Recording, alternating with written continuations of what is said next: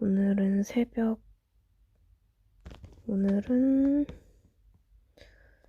2019년 10월 6일 일요일 새벽 2시 16분입니다.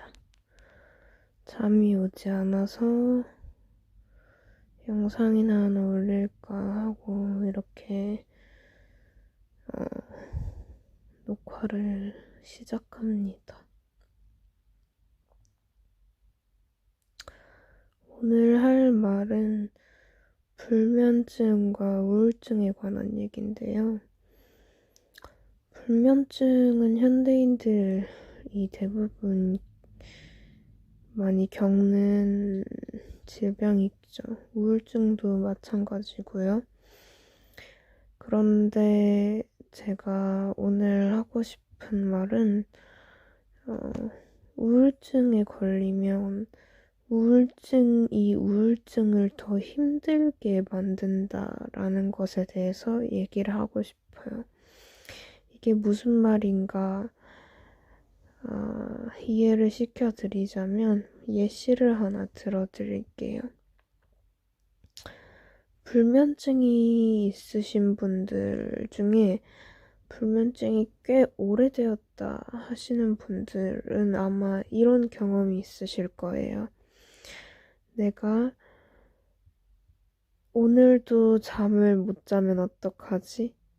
내가 지금도 잠을 못 자면 어떡하지?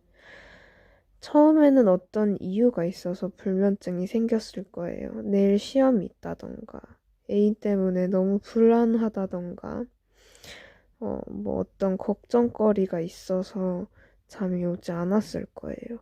그런데 그런 스트레스 상황이 계속 반복되고 불면증이 반복되다 보면 나중에는 특별한 이유가 없어도 불면증이 찾아오죠. 그래서 이런 걱정을 하게 됩니다. 오늘도 잠 못 자면 어떡하지? 자야 돼. 그리고 이런 강박증이 불면증을 더 심하게 만들죠.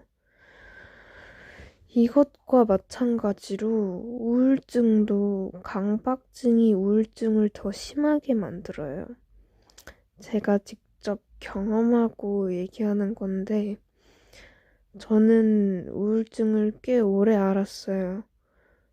거의 한 3, 4년이 된 것 같은데 우울증을 오래 앓다 보니까 이제는 왜 우울한지 이유도 제대로 잘 모르게 됐어요. 한두 번 우울감이 찾아올 땐 이유가 있잖아요. 이 세상에 내가 혼자인 것 같아서 우울하다. 아니면 애인이랑 헤어져서 우울하다. 시험에 떨어져서 우울하다. 취직이 힘들어서 우울하다. 그런데 그런 스트레스들이 장기적으로 지속되고 우울감이 우울증으로 바뀌고 우울증이 몇 년간 오래 지속되다 보면 특별한 이유가 없어도 하루 종일 우울하고 무기력한 상태가 반복돼요. 그런데 여기서 중요한 것은 우울증이 너무 심해서 많이 괴로워하는 사람들은 부정적인 감정 자체를 외면하려고 하는 경향이 있어요.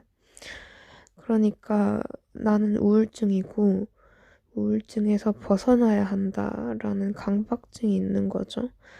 예를 들면 아까 말했던 나는 불면증이고 오늘은 자야 한다. 자야 해 라고 강박증이 있는 것처럼. 그래서 저는 우울하면 안 돼. 우울하지 말아야 해. 어떻게 해야 안 우울해질까? 라고 생각을 하고, 그래서 그 강박 때문에 우울증에서 더 벗어나기 힘들어하고 있답니다. 그래서